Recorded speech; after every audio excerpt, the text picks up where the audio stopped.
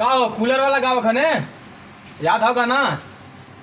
गाना याद हो ठीक है चला लगाओ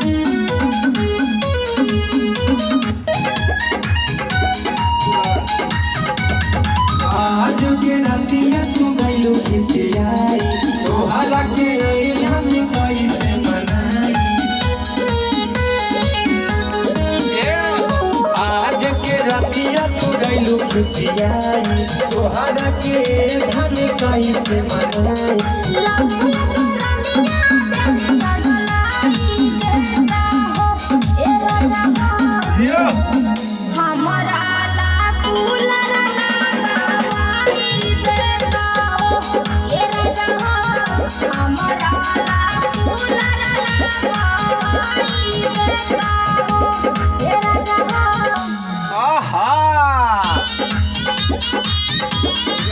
आगो गईबू एक बार बिना म्यूजिक के गावा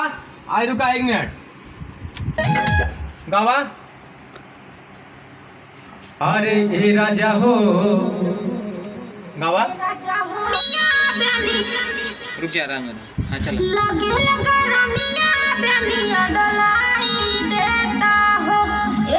आहा